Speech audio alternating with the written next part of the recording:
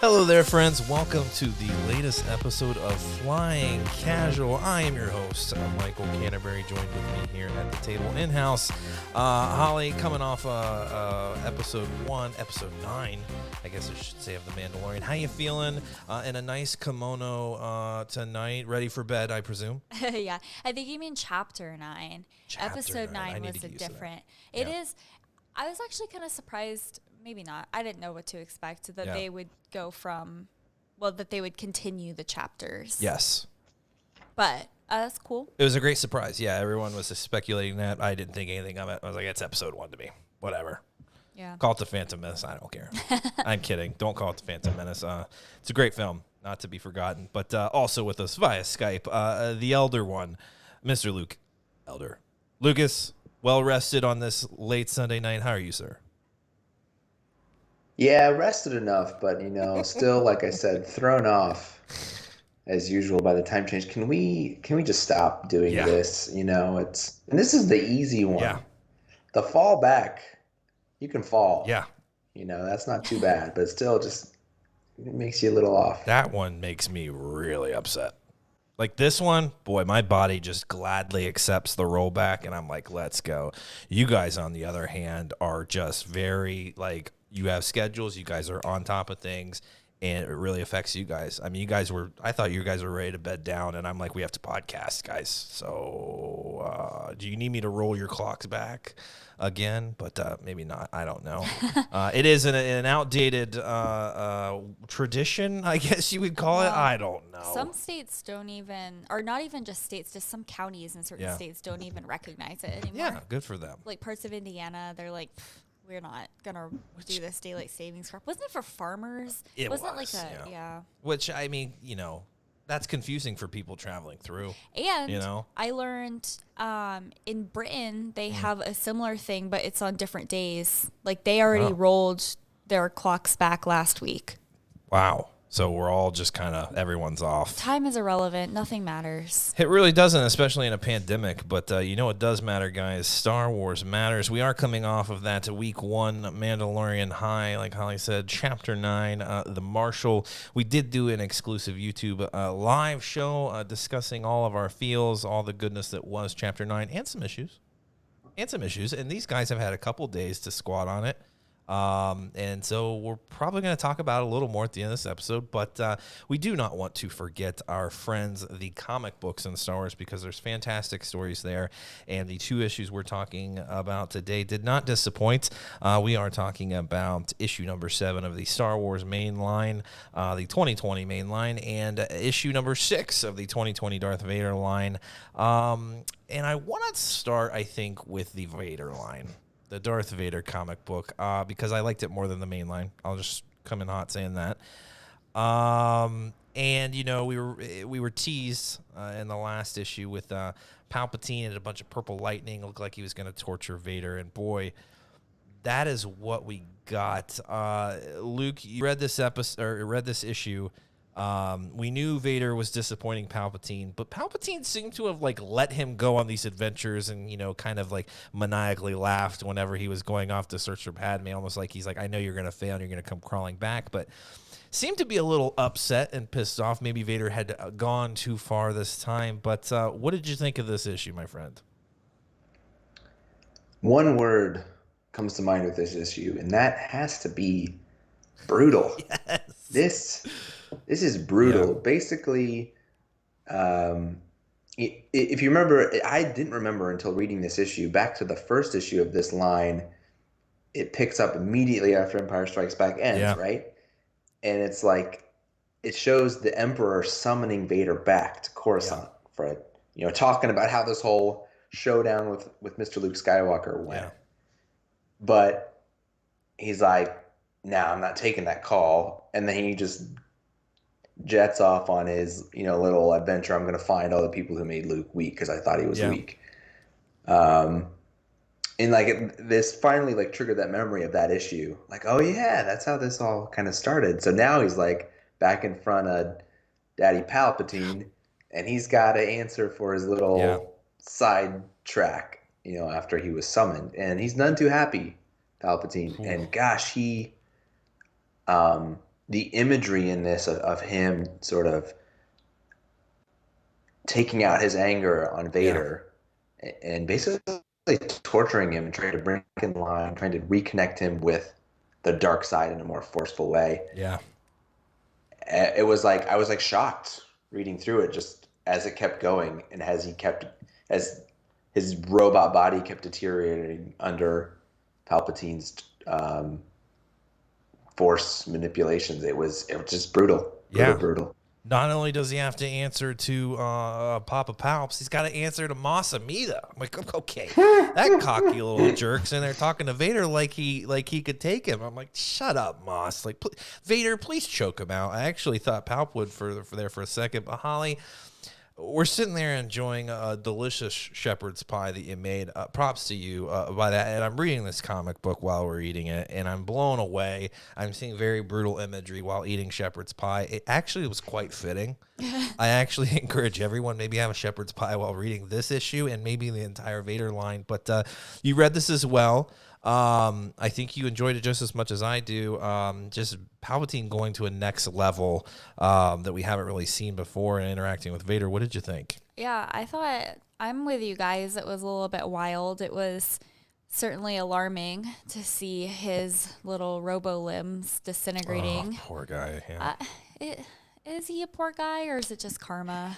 It's a little bit. Yeah, I mean, we've been kind of surprised how much we're feeling bad for Vader. Even knowing everything about Anakin and Vader, you still kind of wonder, why do I feel so bad for him? He's done a lot of terrible things, but this was one of those moments where you're just like, wow, he's been through a lot, and now it's just like Palpatine's just taking it back to square one. And then he just dumps him on Mustafar without his his limbs. Guys, it was brutal. So Vader is summoned back, right? And Palpatine starts hitting him with some Force lightning. And Vader's blocking it with a saber. He's like, "Why are you doing this?" He's like, "You have to learn. Like you've been avoiding, all that I've taught you. You've become weak." And Mas Amedda shows up, and he's like, "Yeah, traitors deserve to die." Like they're calling Vader a traitor at this point, which was that. I mean, Mas Amedda had said you'd let Padme's, doppelganger, her handmaiden. Sabe, you let her get away. You let that rebel cell get away. He mentioned a couple other things. He let Luke Skywalker get away. He's like, maybe you're terrible at your job or you're a traitor. So at this point, I mean, that's a huge accusation against Darth Vader, the Emperor's right-hand man. And so he sicks the Imperial Guards on him. I'm like, what are they going to do? Nothing, as it turns out. Well, it turns out they didn't do much, but Palpatine... Vader whips out his lightsaber and Palpatine says, "Oh no," and Force pulls the thing out of his hand. I'm like, okay, this is going to be interesting. So he takes a couple beatings there from the Imperial Guards, but he's like, you know what? Enough of this. And he starts force choking both of the attackers, which was awesome. And he's force choking Mas Amedda. And I'm like, great, snap all their necks and let's move on. And you've just proven to Palpatine that, you're back and that you're his man. Oh no. Palpatine then lifts him by the throat and starts choking him out. That was a cool moment too, because then like off to the side when Palpatine is choking Darth Vader, like force choking him, you see flashbacks of all the individual people, not all of them, but a lot of them Darth Vader had choked out in the past. All the admirals. I mean, Krennic was in there. Padme was. Sabe. Yeah. And some of the ones that I don't remember, probably Captain Nita, Admiral Ozzel. Yeah. Woo! All those sweaties that, got choked out pretty early in Star Wars, but it was brutal, and you're like, oh wow, this is his signature move, and it's being used against him. I don't think we've ever seen that before. And it's like planting that seed. I mean, we've seen now Palpatine's plans starting to backfire on Palpatine. Yeah. It's not going the way that he thought it was going to, and I think we know this also backfires on him. And ultimately it does, right? We know that, and I expected manipulation. I expected some force lightning. You've learned your lesson now. You shorted some circuits, whatever. But when he lifts him in the air, it took me a second. I love to just read the quote bubbles in comic books and then take a while to appreciate the artwork. And I almost missed it when he lifted him up. It almost looked like his appendages, all of his arms and legs had like almost like someone took watercolor and dripped it on the legs, and the artwork kind of blended. And they kind of shrunk in. I was like, what is this, is this an artwork mistake? Oh no, this is Palpatine like imploding his legs and arms to the core of his body as he found him on Mustafar burning. It was brutal. And so he's just sitting there limbless. And here come the Death Troopers. They lift him up and take him to the same embankment there on Mustafar near the lava river. And they don't just lay him there. I don't know if you guys caught this. They don't just lay him there. They drop him from the top of the hill and let him slide down into the lava, just as Obi-Wan, it just had happened in his battle with Obi-Wan. Luke, I was blown away of the brutality. And when he said, when Palpatine said in the prior issue, like, we pretty much essentially need to restart your training. I didn't expect that to be so like real. Like, we're taking you back to where it all began, burning on the side of a lava embankment. I mean, were you blown away? You're taking the words out of my mouth, because I was going to say that exact same thing. Palpatine told us in the last issue, you need re-education. Yeah. And we didn't know how literal he meant that. I'm going to tear you down to that moment again on Mustafar. Your legs are gone. One of your arms is gone. Yeah. And you're burning at the lava river. Yeah. And exactly. That's why it was shocking, because it didn't take Palpatine at his word that he was going to do just that. And it's funny to me that the way the conversation is playing out, because we've been talking Star Wars and doing the podcast long enough that I can almost you guys are in my head, and I can hear you and Holly. I can have conversations with you and Holly. That's the Force. In my own head when you're not around. So I knew that Holly was going to check and temper some of the Vader sympathy. Yeah. She's going to say, remember, guys. Yeah. Remember who this is. Torture that bastard. She said, torture him. No, I didn't say that. Yeah. You definitely didn't. You definitely did not. No, but I think it's valid. It reminds me, the analogy I'm getting a lot here with Vader in this line and through a lot of the comics, it's like Theon Greyjoy in The Song of Ice and Fire, Game of Thrones. Mm-hmm. He makes a really bad decision at one point that may be given a chance to make that decision 10 times. He doesn't make it more than 3 or 4. It's kind of it's on a knife's edge, but it shades towards. He probably wouldn't do that more often than not, but the one time he does it, and then sort of all the consequences roll on from that point. Yeah.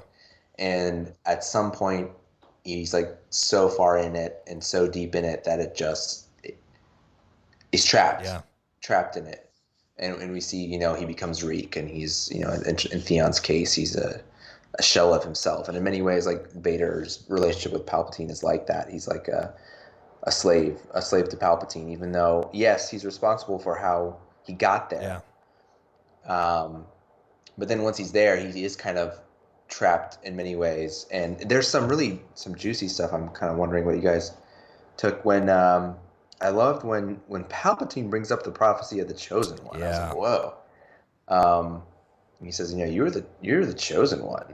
Were you not destined to bring balance to the Force? But who chooses the Chosen One, and why could they not choose another? You're a tool. So it made me think, what does Palpatine think about the balance of the Force? He must think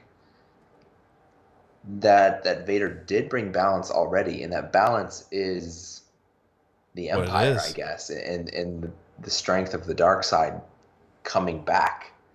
That's really interesting to me. He thinks this is what the prophecy was saying, and that Vader was a tool, and basically Palpatine can choose the Chosen One because he chose Vader. Yeah. And he can toss him aside and choose somebody else. I thought that was really interesting kind of perspective on the Chosen One theory and prophecy coming from Palpatine. Yeah, he's definitely showing his hand here, right? It's just I really don't give a crap about you. Like, but he does. But when he says that and he says, you know, you're just a tool, I think it might even be the next panel. He's like, he calls him old friend. Like, he brings it right back down. We really need to take you back to the beginning, old friend. Like, you know, kind of a back and forth. I don't know, but he was showing his hand. Holly, what did you think of that moment? That's like a very typical thing that like abusers will do is they will like belittle people. They will drop you to the lowest low that you've ever felt and make you question everything. But then they'll throw in one word or a phrase very specifically to make you question, like, am I taking this too personally? Like, is this like, should I be that upset about something that just happened? Or, you know, and I think that we see Palpatine have a lot of traits of those abusers.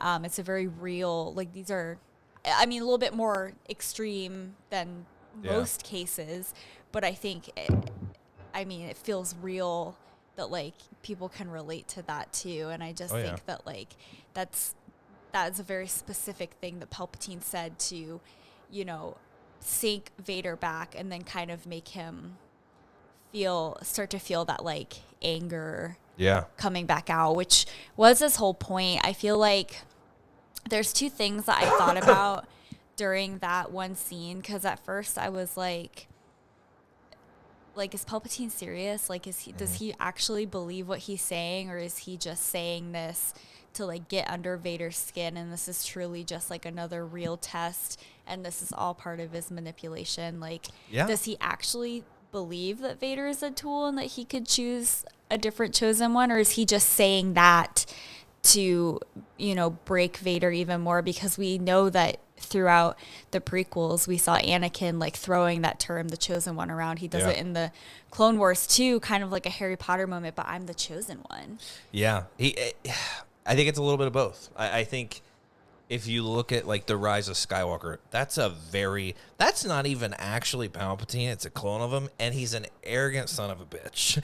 He's like, I can pretty much do whatever I want. And so to me, it's both, in that I don't even know if he actually believes that the chosen one is really a thing. I think he thinks he's the all-encompassing being out there that no one's who's going to challenge him. No one has, and no one will. But it's that manipulation. He's got to turn it up a little bit, right? He kind of had Vader. You know, he was the puppeteer. He had Vader doing things he wanted to do. Well, now Vader's kind of going against the plan.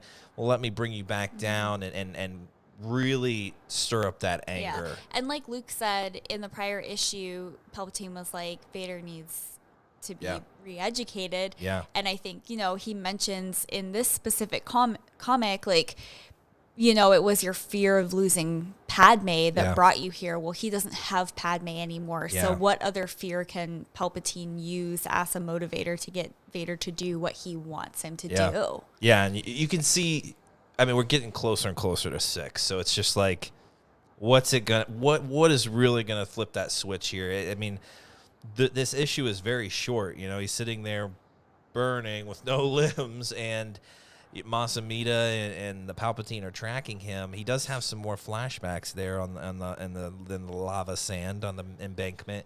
Sees Obi-Wan walking away. It's got that red hue. He sees a flashback to striking down Obi-Wan on the Death Star. And then the next panel, it's the same scene, but he's actually slashing Palpatine in half. Obviously Masamita picks up on that anger, and he's like, he wants to kill you.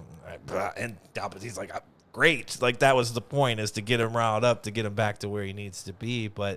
And then they're sending this was kind of strange for me, Holly. I don't know what you thought about this assassin. We have a Sith assassin out here at the end. He's sending him to test Vader some more. Do you recall? I don't remember what his name was. Yeah, I'm sure Luke remembers. Luke, do you remember that? Ochi of Bestoon. The big thing here is this is the cat who kills Rey's parents. Oh, that's right, Ochi. Yeah. Oh, okay. Yeah, that moment in The Rise of Skywalker was, like, very confusing to me. I couldn't hear much, and I what's happening? I mean, there's a lot of reasons why things were confusing, because it's just kind of Felt like it was shoehorned in there, but well, that makes a lot more sense. Okay, bring it together. Because his Palpatine's whole thing is that, like, he really, really needs to tear Vader down. It's I mean, what he's doing is he's essentially torturing Vader until he completely breaks, and then he knows, like, he will do anything I say because he doesn't want to keep going through this. Yeah. So he's going to keep putting him through this, like, continuous cycle of torture.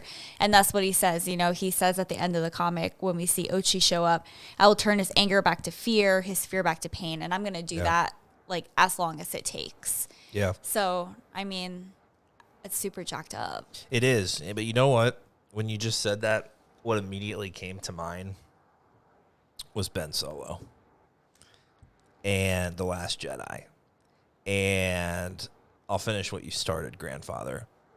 It's almost like what Vader's going through right now is exactly what Ben Solo went through and following Snoke. To me, it's just, I'm going to put up with this. And I'm so masterful in the Force. I'm going to deceive my master who, you know, that happens a lot in the dark side. But a moment of redemption. I don't know. It didn't happen so much for Ben Solo until much later. But I don't know. There's such similar stories now when you see kind of the I never really expected Darth Vader after becoming Darth Vader to be like tortured or spoken down to by Palpatine or the kind of the way Snoke does Ben Solo. It's just... There's such similar stories. There's such similar experiences. But what is it that's gonna what's gonna flip the switch for Vader? Is it really just Episode 6 and what's happening, or are the seeds being planted previously? Luke, are we gonna get some more moments in this comic book, or is it truly the flip of a switch? You know, after the Ewoks, you know, cause some destruction, he's like, crap, these Ewoks may take over. I better switch sides. The mind meld is almost complete, because I was going to bring this up, that it's definitely like they're planting seeds for sure that, you know, Vader's turn back to the light is, I think we're seeing bits of it here with his conflict with Palpatine and his seeking out of what really happened to Padme and continuing to connect back to sort of that love of Padme as flawed as Anakin was in the application of his love. I think his love was genuine. And so I think that this definitely is kind of planting the seed that it wasn't just an instant of a flip with Luke there on the Death Star. It's building in this time period leading up in between Empire and Return of the Jedi. And Michael, you brought up the panels with him thinking back to Obi-Wan, and this just got my mind racing a little bit. And these are the panels throughout this line that have always just made me confused at times and wondering and questioning. It's all the panels in the red coloring. Everything's red. It's always a flashback or an altered version of a flashback, a vision that Vader's having. Throughout this line, these panels have just like been some of the most like I said, confusing, and like there's a lot to unpack in them. And so when we see him lying on Mustafar and he watches the Emperor shuttle leave, he thinks back to Obi-Wan walking away from him and that very same spot. And so then he starts to think about slicing Obi-Wan down on the Death Star. And like you said, the image turns from Obi-Wan to Palpatine. But there's this... It's weird to me that they gave Palpatine, in the image of him getting cut down, they gave him a little dialogue bubble. Yep. Aha! But all it says is ha!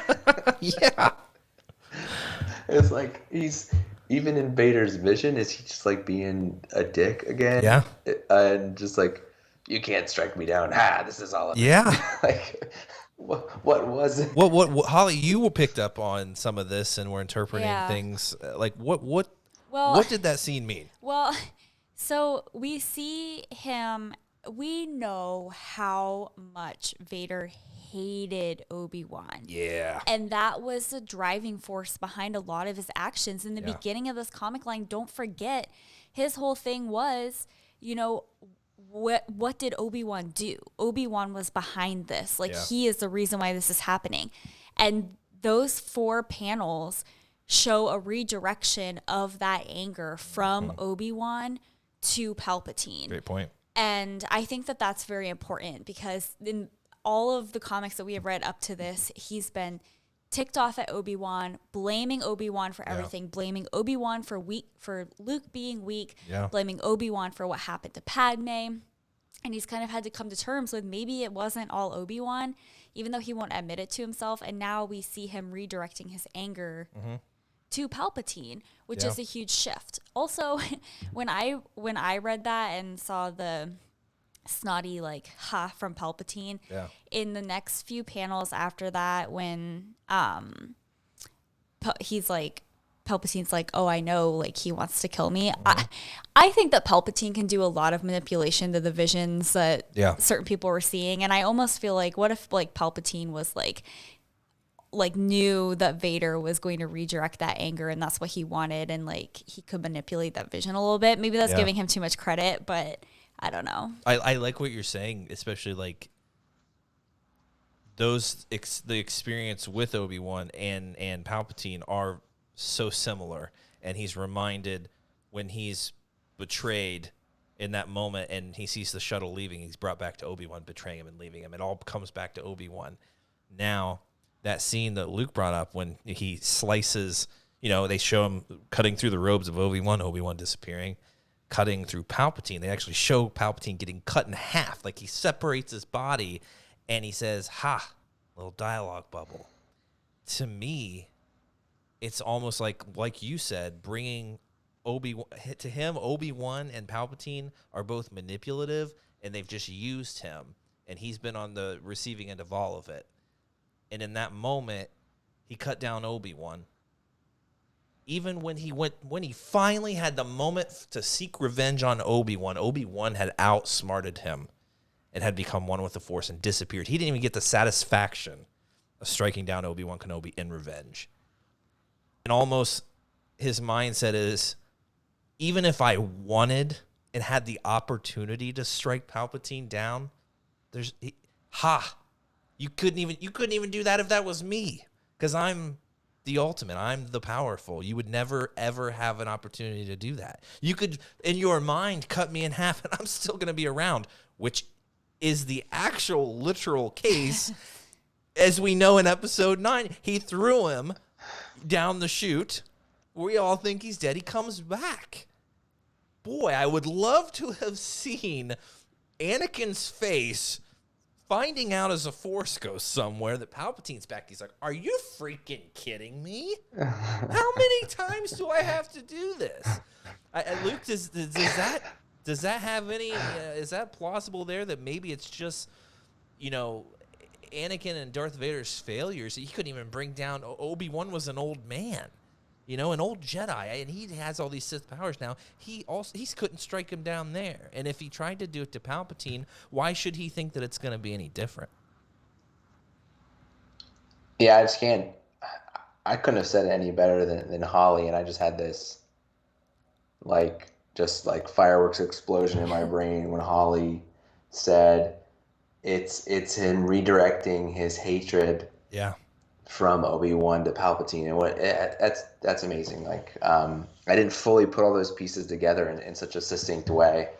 So I think that's great, because I think even though you saw in the prior issue him express his anger towards Obi-Wan when he sliced down the droid for mentioning his name again, I think through that process of finding what happened to Padme after she left Mustafar, and seeing that Obi-Wan helped her save Anakin's child, I think that does soften his feelings towards Obi-Wan. And so that makes sense that he's then able to let some of that Obi-Wan hatred go. And like Holly said, it sort of gets transferred to Palpatine. That's amazing. And I think, when you brought up episode 9 and him, the Palpatine coming back, I want to get into that a little bit if we could. And you're right, Anakin does have to reach out to Rey in the Force and sort of help her in her moment of need and be one of the Jedi helping her resist. So Anakin's work is not done in that regard. But the little Ochi of Bestoon connection thrown in there right, at the end that we're going to get probably a lot more in the next episode or the next issue. What do you guys think of Ochi of Bestoon in general in The Rise of Skywalker? For me, I need to go back and watch Rise of Skywalker again because it's been a little while and I've only seen it a handful of times at this point. But why it's not one of my favorites right now is the overall plot is one of the more convoluted plots of any Star Wars movie. And I'm all down for convolution. Like, you could say the same thing about a lot of the prequels, but good portions of the prequels are kind of paced slower. Yeah. Episode 9 comes at you at 100 miles an hour, and it's convoluted. Yep. So that's where I kind of get mixed up a bit, or just kind of like I have trouble figuring out my feelings about it. Because for me, like, they throw in this Ochi of Bestoon character to be the one to kill Rey's parents. And for me, I wonder if it'd be more significant if it was just like if it was Snoke who killed Rey's parents, or like some other person that we're already familiar with, already has an established story somewhat in the saga that might be a little more impactful. I think it helps that, okay, there's this dagger that Rey can then say, oh my God, this is the thing that like killed my parents. And then it's also a plot device in terms of finding the throne room and at the Death Star wreckage. But we've never seen Snoke wield a lightsaber, I don't think. So why couldn't the dagger could have easily have been from Snoke in the story, and he still used a dagger to kill her parents or something like.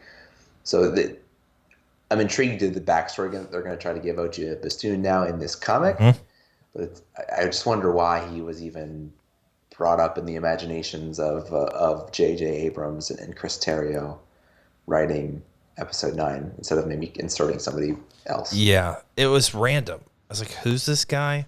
He looks like Maz Kanata a little bit. Maybe that was just me. But I was like, what the hell's happening? I think it would even have been just as effective as if you had Palpatine himself do it. I mean, I guess maybe he couldn't have at this point. But yeah, someone... Yeah, I think he's probably still like... a little gloob. In a state where he might not be able to do something like that. Yeah, he's a ball of goo on the ground and he tries, but he's like, I don't have the power. Send Ochi. Who? You know, that guy, that assassin guy, you know. It's just, I don't know. It was random, and it was so random, and I just had paid no attention to it. I'm like, okay, so someone killed her parents, and she blames Palpatine. Okay. But yeah, I didn't even make the connection that this was the person. Holly, I think we totally missed that connection. Yeah. I wonder how much we're actually going to get, because Palpatine does say through Ochi, I am going to break Darth Vader as many times as it takes. Yeah. And so, like, it kind of makes me wonder, like, what his actual plan is, because it seems pretty premeditated if he has dropped him already and Ochi's already, like, ready to go. They have a plan for him to do something. Yeah. So that's kind of odd. And Ochi's still around years later. So, like, and I did love the tease at the end of this comic. They're like, will Ochi succeed in eliminating Darth Vader? And it's like, well, no. Come on, you know that we know. Do we need the tease? We know. Well, I guess it depends on if you are in the school of Darth Vader and Anakin are two different people, or if you're in the school of Darth Vader and Anakin are the same person. God, because if you're talking about is he going to destroy Darth Vader? Come on. If you look at it one way, it's just like he's just pushing him more and more so that he wants nothing to do with Palpatine. And like we said earlier, it plants that seed for his redemption.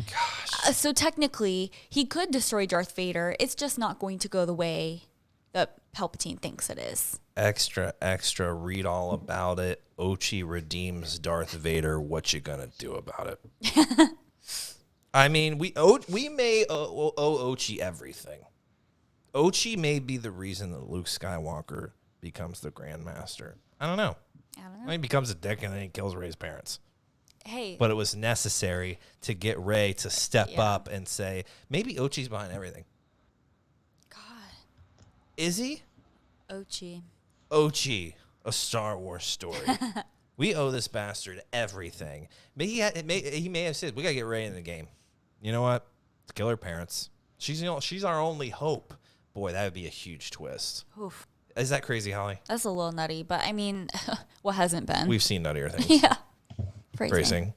Yeah, I don't know, Luke. He's a weird guy. He's around for a while. It would be really intense if he ended up being a good guy.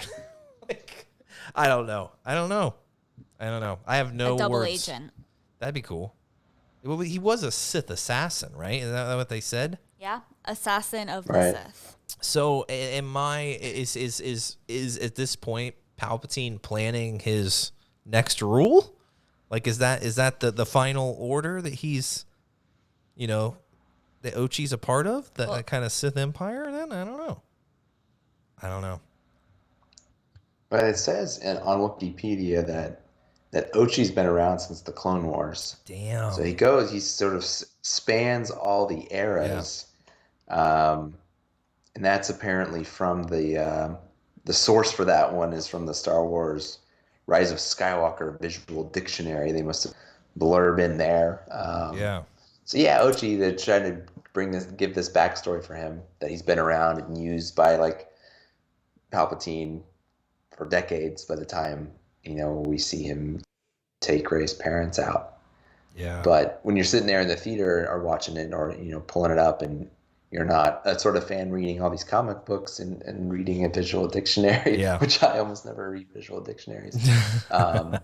You're like, who is this guy? And to me, I just wonder if it would been more powerful if it was sort of another character in the sequel trilogy that we're more familiar with actually taking those actions. But that's never going to be the way it is. So here we are. Here we are.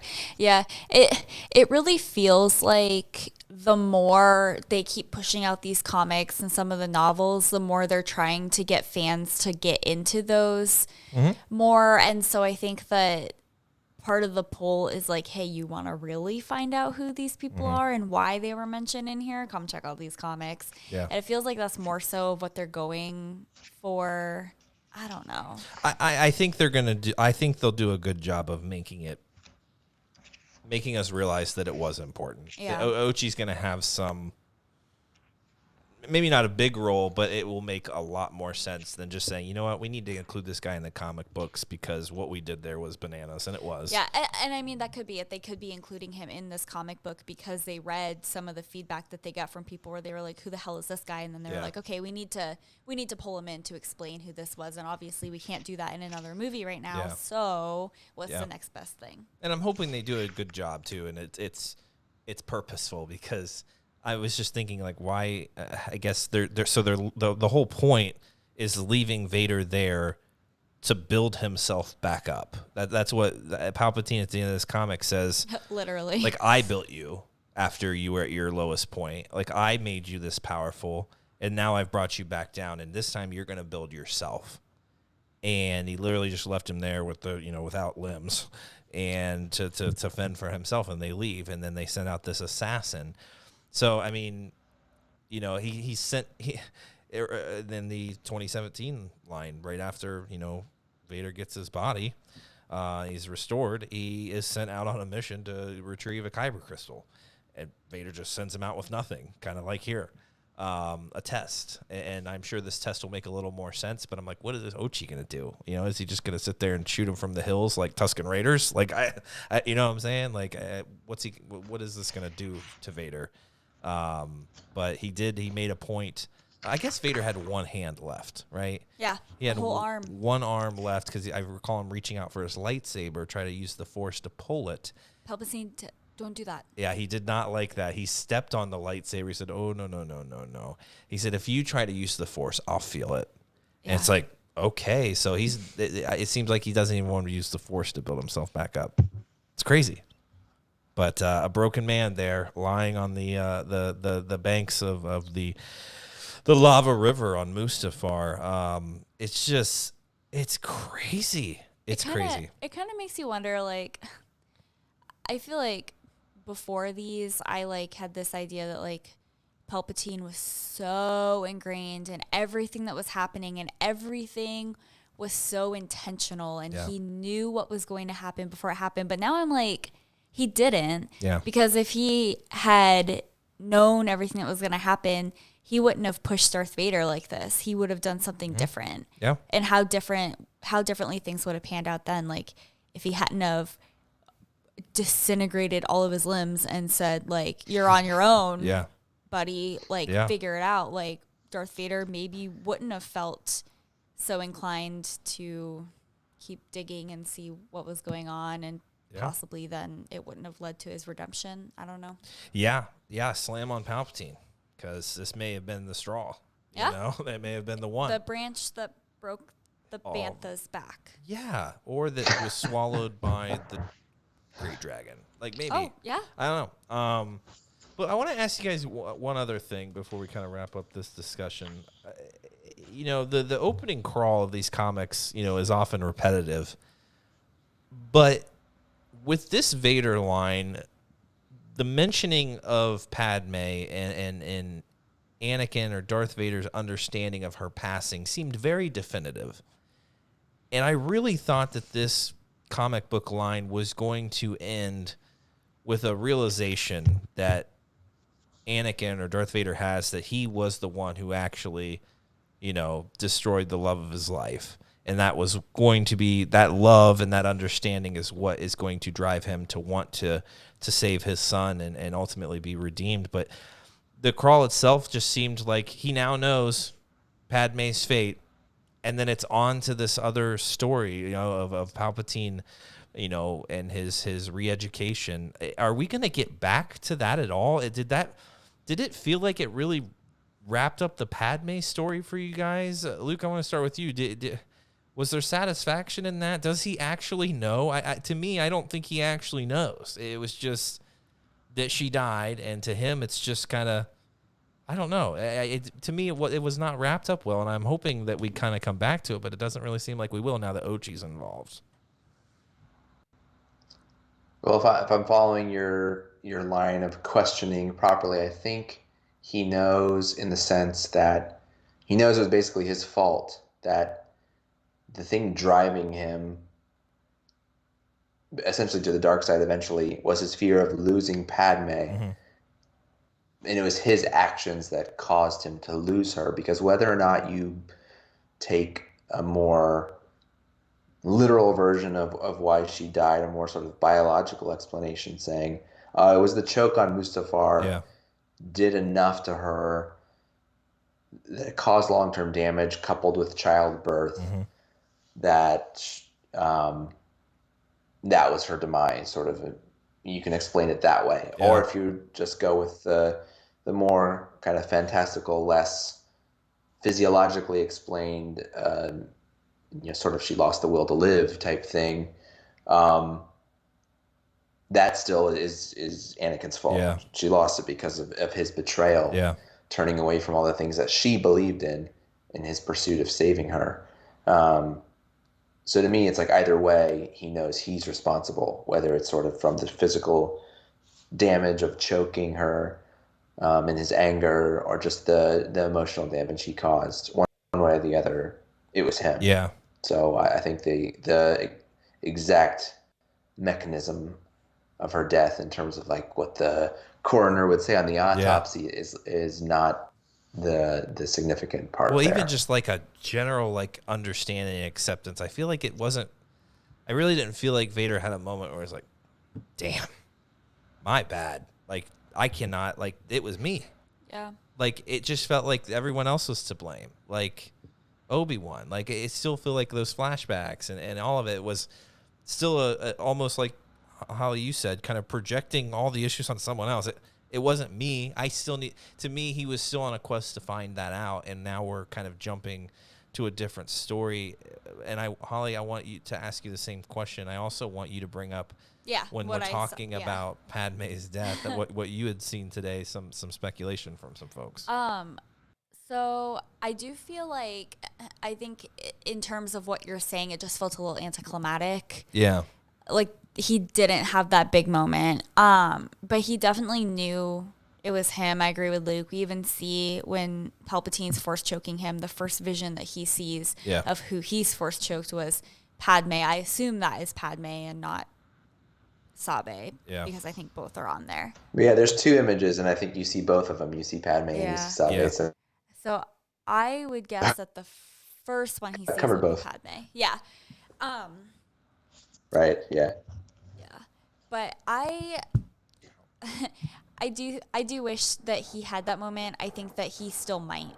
Yeah. I don't think that story is done because of how much time was spent on it in the beginning. So I think that we're kind of going to have a few things going on in the next issues. I hope anyway. Maybe I don't think that, but maybe that's what I hope is going to happen. Yeah. Because I don't know. I just feel like all of that is what's going to push him to like this redemption. Yeah. So we kind of want to see that storyline like further itself along. Well, and I'm just one of the best moments in Star Wars is Luke and his father there as the second Death Star is being destroyed and he's destroyed the Emperor and he's laying there. What, Luke, you might recall the exact quote, but does Vader reference him already being gone, or like you'll die, and he says like, take off this mask, but you'll die. He says, what is it how he responds? He says, there's no hope for me, or I don't remember. He says something to him, but he says, I got to save you. And he's like, you already have. But he says something to him. Yeah. In that moment of like there's no hope for me. It's almost like, to me, I just imagined him now having those flashbacks, and they're not, because when I look at those flashbacks and they have that red film over them, right, it's a very literal almost interpretation of like Anakin through Vader's eyes seeing these moments, and they have that tint of red. And it's almost like in that moment of him realizing, like, there's no saving me, whether you patch up my robotic limbs or not, there's no saving me. And it's almost like, in my mind, he in that moment he's having a flashback, and it's all those scenes again without that red film, without the taint of Vader's eyes that he's been looking at all this through, and it's a realization, I've done far too much damage, and I shouldn't be saved. Essentially, I'm too far gone. I need to go back and watch it. It's a beautiful moment. I don't remember what he says, but it's just, man, if we can tie this into episode 6 and you can get all those feels of like we're on the cusp of it, but I don't want to take away from that moment that I just referenced, because that, to me, that is him really swallowing and accepting and saying that I need to pay for what I've done, and you're the hope for the future, and you got to save yourself. Holly, I mean, I brought you to tears with that rendition, but I mean, that was really beautiful. Thank Michael. you. I think you're right. You said that it left you feeling it wasn't conclusive here, and I think that means it was done well, because it can't be conclusive here. His feelings towards Padme and how that ended, because it has to be Luke in Return of the Jedi. Yeah. Who, as we said a moment ago, the stick that breaks the Bantha's back, the great dragon, whatever. No, you're right. I like want it like fleshed out here, and I want to see more moments of like him and having these. But you're right. It ultimately is episode 6, and this is to get us to that point and have it make a little more sense. I did see an interesting speculation on the internet today. Everybody by now is very aware of how I feel about the portrayal of poor Padme's R.I.P. demise. The most piece. Yeah. T's and P's. I saw somebody on the internet today. There was a really terrible meme. It doesn't matter. Anyway, it showed Darth Maul falling and coming back, Anakin burning and coming back, and then the meme was awful, and it just had a picture of Padme, and it said sad dies, and it set me off. So I was reading through the comments,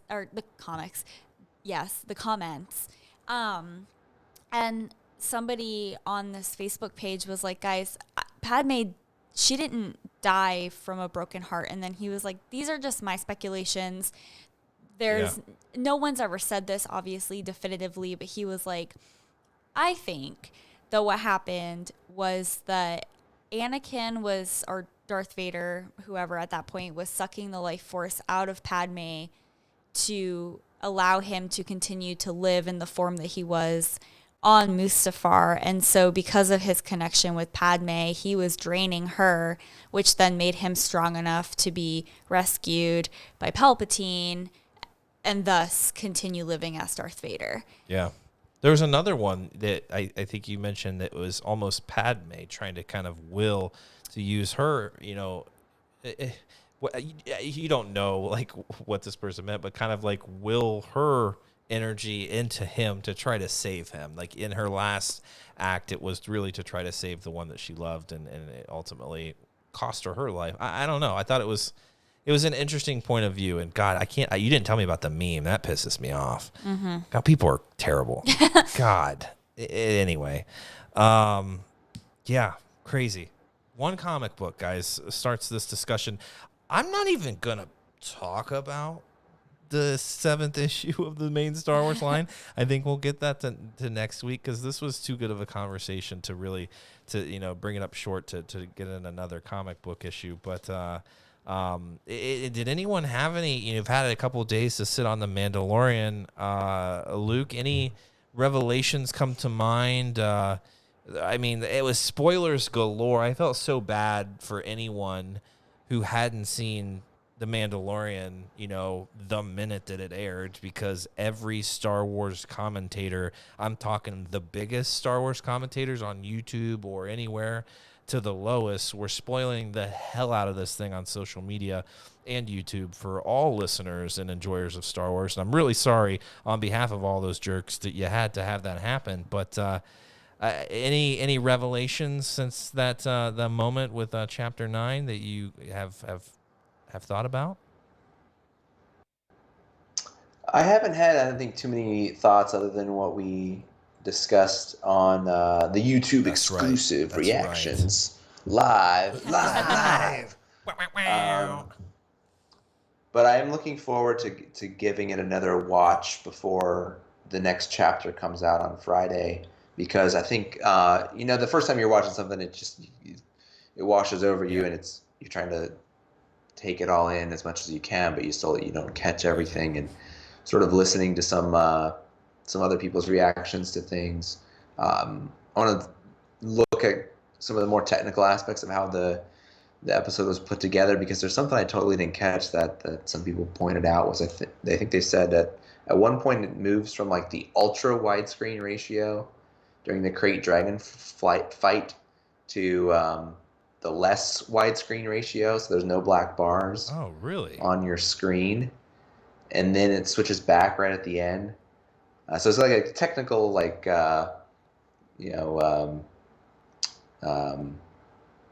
cinematography type thing in there, just like give you like a different viewing of the sort of conclusion of the episode. So that's something I want to go back and see, I totally missed that.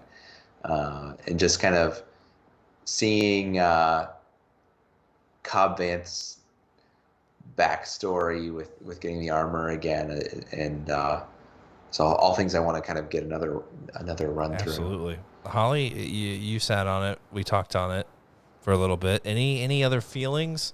Wasn't your favorite episode, and I get it. I saw a really scathing review online. I couldn't tell you who it was. Maybe it was the USA Today. Why they're talking about Star Wars? I have no idea. Maybe it was me. Maybe it was Holly. Maybe you wrote it. Are you a contributor for the USA Today?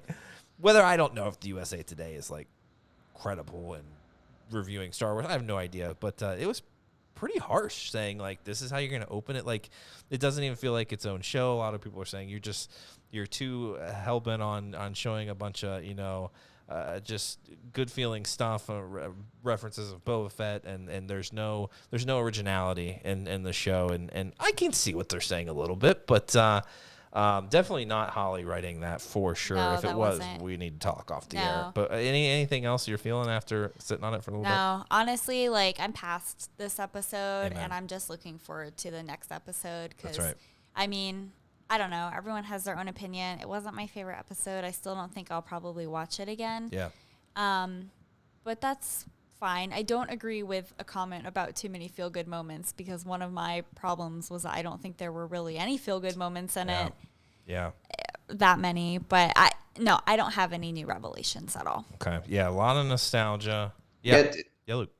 It's interesting to me, yeah, the perspective you mentioned from the review and kind of some of the things Holly said, because um, overall it was, I think, light on moving the overall story forward, which I think you remember a lot of the complaints, I think, last time around was the first 3 chapters of season 1. It was just, it felt like everything was progressing forward. Bam, you're introduced to Baby Yoda, and then he gives him up, and then he's going to take him back, and that sort of just sets everything in motion. And then sort of the middle chapters, 4, 5, 6, just seemed like side adventures that weren't progressing the story too far forward, even though they were introducing us to some characters and some things that were going to become important for the conclusion. So I think in this episode, there was a lot of action. It was, I think, like, let's just blow it out of the gate. This is highly anticipated. Let's like blow it out of the gate visually for people who maybe just binge season 1 to get caught up with what everyone's talking about for season 2, and like really kind of just blow them away and keep them hooked in. So for me, it was really action heavy, and it didn't progress the overall story of the Mandalorian's quest that far forward, other than introducing the mystery of how Boba Fett's going to come into this. I think the backstory of Cobb Vanth is cool, and to see it all, but that didn't really, like I said, move Mando and Baby Yoda's story forward. So I think there's maybe some frustration there, but I feel like in time it'll all have its rewards, its payoffs, and not every episode is going to be completely huge revelations. And moving the overall story forward, they're going to draw the strings out. Yeah, it was a great setup, I thought, but I guess they did a good job in that we have still no idea where the hell we're going. We just know that there's some familiar faces along the ride now, apparently. But we really stand nowhere different other than that big hunk of meat on the back of the scooter. With the Mando and Baby Yoda, they're just well fed now, and that's pretty much where they stand. That's all that's really happened since this in season 1. But do you think we'll stay on Tatooine for the next episode, or do you think that they're going to do what they did last season, where you're in a different place each time?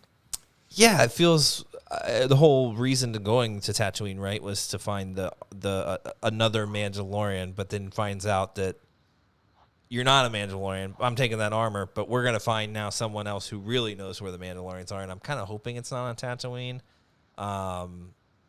But you've got to make the connection, because if Boba Fett was on some random planet, it would still be cool to be like, Boba Fett's back, but the fact that he's back and he's still on Tatooine and he's probably been crawling around with sutures all over his body from all the acid burns, looking for his armor, taking out banthas with his Tusken Raider rifle or beating him over the head with the stick. I don't know what he's doing. He's out there surviving in that heat, just like old Ben Kenobi was, and that's intriguing to me. If you found him somewhere else, I don't know. Like he's on Coruscant, like just like at the club having a death stick. I don't know. That wouldn't have been as effective. Is that what they call cigarettes in Star Wars? Oh, yeah. It's been a long time since Holly's seen the prequels, so we've got to get her watching this again. Yeah. You want to buy another death stick? And that's Holly's like, I don't understand the reference. But we'll see what happens, guys. We are doing live podcast reactions, reviews, whatever you want to call them, to each episode of The Mandalorian on Friday nights. Probably going to start around 9:30 and the next one this Friday.